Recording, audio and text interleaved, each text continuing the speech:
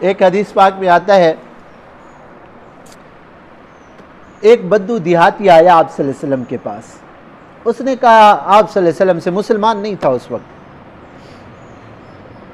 اس نے کہا کہ جی آپ کی 3 باتیں مجھے سمجھ نہیں آتی. موٹی عقل کے ہوتے ہیں بیچارے جو دور رہتے ہیں دین سے. آقا نے فرمایا بھائی کیا بات سمجھ نہیں آتی؟ اس نے کہا آپ کہتے ہو یہ جزیرہ عرب فتح ہو جائے گا، جزیرہ عرب فتح ہو جائے گا، اسلام یہاں غالب ہوگا. اذا ہلک قیصر اذا ہلک کسریٰ ولا کسریٰ بعدہ.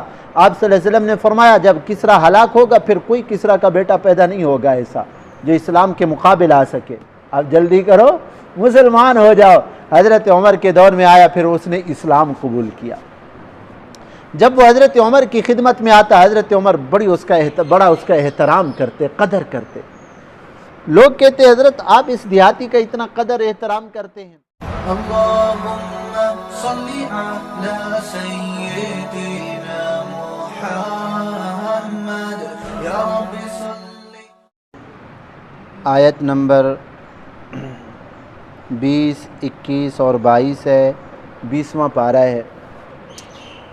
اللہ رب العزت نے پچھلی آیت کے اندر بھی اپنی توحید کی دلیل کو بیان فرمایا. ان آیات کے اندر بھی اللہ تعالیٰ نے اپنی توحید کو بیان فرمایا. اسلام کے اندر، ایمان کے اندر عقیدہ توحید یہ بنیاد کی حیثیت رکھتا ہے. اگر عقیدہ توحید میں کمزوری آتی ہے تو آدمی شرک کے اندر مبتلا ہوتا ہے. جب یہ یقین پختہ ہوتا ہے کہ پیدا کرنے والی ذات ایک اللہ کی ذات ہے، مشکل کشا حاجت روا ایک اللہ کی ذات ہے، ہم سب اللہ کے محتاج ہیں، اللہ کسی کے محتاج نہیں ہے، اللہ خالق و مالک ہیں. جب یہ ایمان اور عقیدہ پختہ ہوتا ہے تو پھر بندہ در در کی ٹھوکریں نہیں کھاتا. پھر ایک اللہ کے سامنے اپنا دامن پھیلاتا ہے، ایک اللہ کو راضی کرنے کی کوشش کرتا ہے. اور یہی ایمان اسلام ہے، اور یہ ایمان اسلام کی بنیاد ہے. اور جب عقیدہ توحید میں کمزوری آتی ہے پھر آدمی شرک کی طرف جاتا ہے. اور یہ شرک اتنا گھناؤنا جرم ہے، اتنا بڑا کینسر ہے کہ مشرک کی اللہ تعالیٰ جس کو شرک کے اوپر موت آ جائے اللہ تعالیٰ اس کی مغفرت ہی نہیں فرماتا. اس لیے قرآن مجید کے اندر اللہ تعالیٰ نے اپنی توحید کے مختلف انداز سے دلائل بیان فرمائے. انسانوں کو حکم دیا کہ ذرا اپنی عقل کو بھی استعمال کرو. اللہ نے آخر عقل دی ہے، کیوں دی ہے؟ صرف کھانے پینے کے لیے عقل دی ہے بس؟ اللہ نے عقل جو اتنا بڑا جوہر دیا ہے انسان کو، کتنا بڑی نعمت ہے عقل والی. اول ما خلق اللہ العقل، حدیث پاک میں آتا ہے اللہ تعالیٰ نے سب سے پہلے عقل کو پیدا کیا اور عقل کو ایک نور کی شکل عطا فرمائی اور ایک روشنی عطا فرمائی. عقل سے فرمایا تیری وجہ سے بہت سے لوگوں کو میں مرتبے بلند کروں گا، اور بہت سے لوگ ایسے ہوں گے جو عقل کو استعمال نہیں کریں گے اور وہ مرتبے میں کم ہو جائیں گے. اب جو لوگ دنیا میں رہ کر یہ سوچتے ہیں، یہ سمجھتے ہیں کہ بھائی ہمارا دنیا میں آنے کا بھی تو کوئی نہ کوئی مقصد ہے نا، کھانا پینا اور خواہشات پوری کرنا یہ تو جانوروں کا کام ہے. وہ ایسے کرتے ہیں نا، جانور کھاتے پیتے اور خواہش پوری کرتے ہیں، بس ختم، انہوں نے اور کچھ نہیں کرنا. اگر انسان بھی اپنا مقصد یہی سمجھے بس کھانا پینا، اچھی غذا مل جائے، اچھا مکان مل جائے، اچھی گاڑی مل جائے، اچھا بنگلہ مل جائے اور حسین خوبصورت بیوی مل جائے اور اچھی جو ہے نا گھر مل جائے، جاب مل جائے، بس یہ تو جانور کرتے ہیں کام. انسان کا مقصد بہت عالی ہے جو اللہ نے انسان کو عقل دی ہے کہ یہ ضروری چیزیں استعمال کرتے ہوئے اپنے خالق اور مالک کو راضی کرنا، اللہ کے سامنے دست سوال دراز کرنا، اللہ کو مشکل کشا حاجت روا ماننا. قل سیروا فی الارض، مشرکین جو تھے نا، مشرکین وہ اس بات کا انکار کرتے تھے کہ مرنے کے بعد کیسے کوئی دوبارہ زندہ ہو کے آئے. ایک حدیث پاک میں آتا ہے ایک بدو دیہاتی آیا آپ صلی اللہ علیہ وسلم کے پاس. اس نے کہا آپ صلی اللہ علیہ وسلم سے، مسلمان نہیں تھا اس وقت، اس نے کہا کہ جی آپ کی 3 باتیں مجھے سمجھ نہیں آتی. موٹی عقل کے ہوتے ہیں بیچارے جو دور رہتے ہیں دین سے. آقا نے فرمایا بھائی کیا بات سمجھ نہیں آتی؟ اس نے کہا آپ کہتے ہو یہ جزیرہ عرب فتح ہو جائے گا، جزیرہ عرب فتح ہو جائے گا، اسلام یہاں غالب ہوگا، ہمیں تو یہ نظر نہیں آتا، اور آپ یہ کہتے ہو کہ جی عراق اور فارس وہ بھی مغلوب ہو جائیں گے اور دین غالب ہو جائے گا۔ آج تو مسلمانوں کا یہ حال ہے کہ بھوک مٹانے کے لیے پیٹ پہ پتھر باندھ رہے ہیں اور خواب دیکھ رہے ہیں قیصر و کسریٰ کو فتح کرنے، اور آپ کہتے ہو مرنے کے بعد دوبارہ زندہ ہونا ہے۔ بھلا کوئی مر کے دوبارہ زندہ آیا ہے؟ یہ بھی بات ہمیں سمجھ نہیں آتی۔ آپ صلی اللہ علیہ وسلم نے فرمایا شاید اللہ تیری عمر کو دراز فرمائے، تو دیکھے گا کہ یہ سارا کچھ ہوگا، اور کل قیامت کے دن تیرا ہاتھ پکڑوں گا اور تجھے یاد دلاؤں گا، بتاؤ مرنے کے بعد اٹھ گئے ہو نہیں اٹھے؟ اس نے کہا صحیح دیکھا جائے گا، چلا گیا۔ آپ صلی اللہ علیہ وسلم کی مبارک زندگی میں جزیرہ عرب فتح ہو گیا، مکہ مکرمہ بھی فتح ہو گیا، پورے عرب کے اندر اسلام کا جو ہے نا غلبہ ہو گیا، اسلامی پرچم لہرانے لگا۔ اس نے کہا لو جی ایک بات تو پوری ہو گئی، مکہ مکرمہ فتح ہو گیا، ایک بات تو پوری ہو گئی، عرب کے اندر تو اسلام غالب آ گیا۔ اس نے کہا چلو ابھی دیکھتے قیصر و کسریٰ پڑے ہیں۔ حضرت عمر رضی اللہ عنہ کا جب دور آیا تو اللہ تبارک و تعالی نے ان کافروں کے غرور کو خاک میں ملایا، اللہ نے اسلام کو فتح عطا فرمایا، قیصر و کسریٰ جو ہے نا ختم ہو گئے۔ اذا ہلک قیصر اذا ہلک کسریٰ ولا کسریٰ بعدہ، آپ صلی اللہ علیہ وسلم نے فرمایا جب کسریٰ ہلاک ہوگا پھر کوئی کسریٰ کا بیٹا پیدا نہیں ہوگا ایسا جو اسلام کے مقابل آ سکے۔ قیصر و کسریٰ کی جو ہے نا شان و شوکت ملیا میٹ ہو گئی، اسلام کے فدائی وہاں بھی پہنچے اور ان عمارات کے اوپر، ان کے محلات کے اوپر جو ہے اسلامی پرچم کو لہرایا۔ اس نے کہا لو جی یہ دوسری بات بھی پوری ہو گئی، اب جلدی کرو مسلمان ہو جاؤ، اب جلدی کرو مسلمان ہو جاؤ۔ حضرت عمر کے دور میں آیا، پھر اس نے اسلام قبول کیا۔ جب وہ حضرت عمر کی خدمت میں آتا، حضرت عمر بڑا اس کا احترام کرتے، قدر کرتے۔ لوگ کہتے حضرت آپ اس دیہاتی کا اتنا قدر احترام کرتے ہیں؟ فرمایا دیکھو جی آپ صلی اللہ علیہ وسلم نے اس کو کیا فرمایا تھا، اللہ تیری عمر دراز کرے تو یہ ساری چیزیں دیکھے گا، اور کل قیامت کے دن میں تیرا ہاتھ پکڑوں گا اور تجھے یاد دلاؤں گا، بتاؤ اب تیری تیسری بات پوری ہوئی ہے نہیں ہوئی؟ تو اب یہ مسلمان ہو گیا نا۔ آقا جس مسلمان کا ہاتھ پکڑیں گے اس کو جب تک جنت تک نہ لے جائیں نہیں چھوڑیں گے، تو یہ جنتی آدمی ہے بھائی، ہم تو اس لیے اس کا احترام کرتے ہیں۔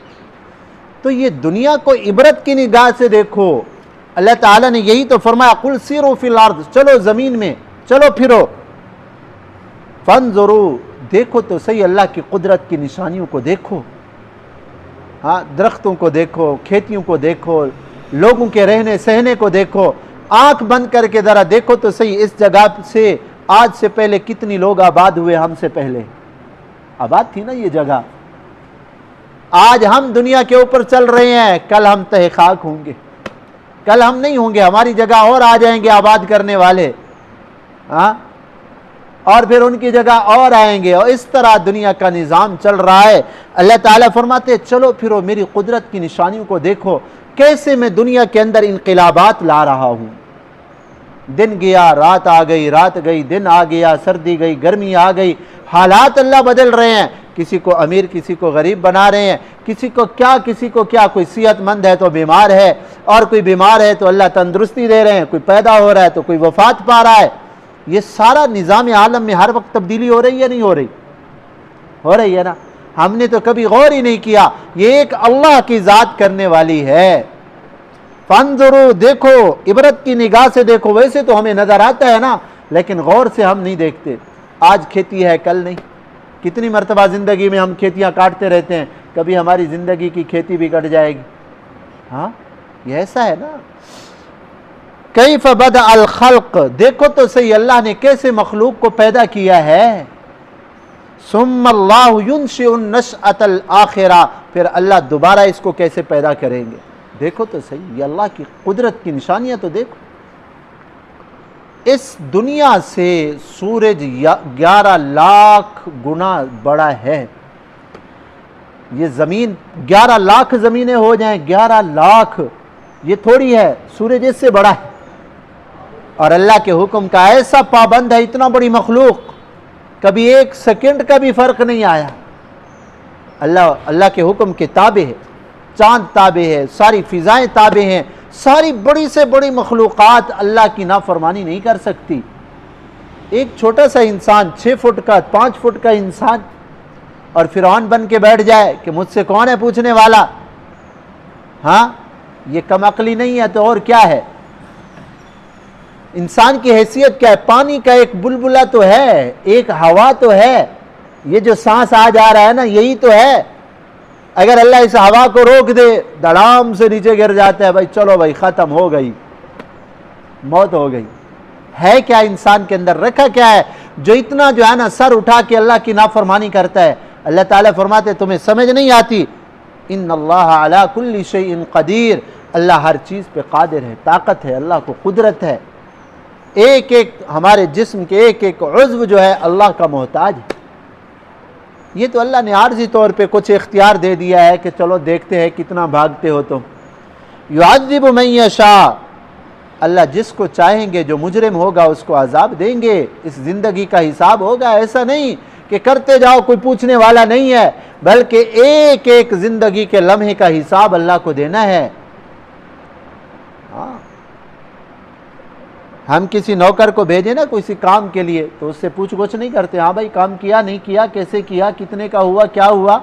اور دکان پہ نوکر ہوتے ہیں تو اس سے ایک ایک روپے کا حساب کرتے نہیں کرتے۔ ہم تو اللہ کی مخلوق ہے نا، اللہ نے جو نعمتیں دی ہیں یہ ہماری پیدا کردہ نہیں ہے، یہ اللہ کی پیدا کردہ ہے۔ ان نعمتوں کو جو استعمال کر رہے وہ پوچھنے والا نہیں ہے کیا؟ ثم لتسألن یومئذ عن النعیم، نعمتوں کے بارے میں اللہ فرماتے ضرور ہم پوچھیں گے۔ ہاں اللہ جس کو چاہیں گے نافرمان ہوگا تو اس کو عذاب دیں گے، وَيَرْحَمُ مَن يَشَاء، جس کو چاہیں گے جس کے اوپر رحم کرنا چاہیں گے رحم کر لیں گے۔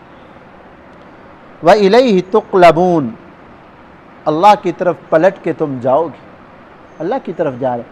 ہم چاہیں نہ چاہیں ہمارا سفر رخ اسی طرف ہے، موت کی طرف ہے نا، آگے بڑھ رہے ہیں نا ہم چاہیں نہ چاہیں ہمارا سفر بس جا رہا ہے آگے موت کی طرف، قبر کی طرف ہمیں قریب کر رہا ہے۔ جتنا انسان بھاگے لیکن رخ ادھر ہی ہے بس۔ وَمَا أَنْتُمْ بِمُعْجِزِينَ فِي الْأَرْضِ، اگر دنیا میں کوئی مجرم ہوتا ہے، حکومت کا کوئی جرم کرے، حکومت اس کے وارنٹ گرفتاری جو ہے نا جاری کرتی ہے کہ پکڑو اس کو، یہ حکومت کا مجرم ہے۔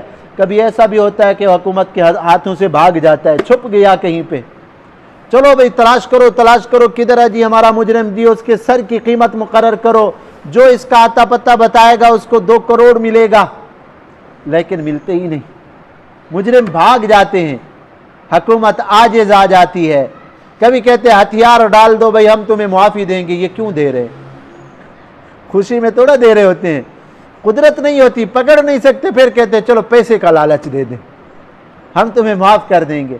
اللہ تعالیٰ فرماتے ہیں وَمَا أَنْتُمْ بِمُعْجِزِينَ فِي الْأَرْضِ، جو اللہ کا مجرم ہے، اللہ کا نافرمان ہے، بھاگے تو صحیح کہاں تک بھاگتے ہیں؟ اللہ کو تم عاجز نہیں کر سکتے، نہ زمین کے اندر نہ آسمان میں، نکل کے بھاگو تو صحیح، کدھر جاؤ گے تم؟ وَمَا لَكُم مِّن دُونِ اللَّهِ مِن وَلِيٍّ وَلَا نَصِيرٍ، اللہ کے علاوہ نہ تو تمہارا کوئی مددگار ہے نہ کوئی تمہارا دوست ہے جو تمہیں اللہ کے عذاب سے بچا سکے۔ اللہ ہی جس پر رحم کریں گے وہ اللہ کی پکڑ سے بچ سکتا ہے، ورنہ اللہ کے ہاتھوں سے کوئی نہیں چھڑا سکتا۔ آج آدمی غلط عقائد میں مبتلا ہو گئے، جی بس فلاں ہمیں چھڑا لے گا، جی فلاں یہ کر لے گا، فلاں یہ کر لے گا، یہ سارے شیطانی دکھلاوے اور شیطانی وساوے سے کچھ بھی نہیں۔ اللہ جب تک نہ چاہیں گے کوئی اللہ سے بات تک بھی نہیں کر سکے گا۔ لا يتکلمون الا من اذن له الرحمن، جب تک اللہ اجازت نہیں دیں گے اللہ کے انبیاء بھی اللہ کے سامنے نہیں جا سکیں گے۔ ہم کس کھیت کی مولی ہے، کس باغ کی ہم مولی ہیں کہ جی فلاں ہمیں یہ کرا لے گا، فلاں آسرے پہ نہ رہو دوسروں کے، جی ہمارے مرنے کے بعد فلاں ہمیں بخشوائیں گے، کوئی کسی کے لیے نہیں کرتا۔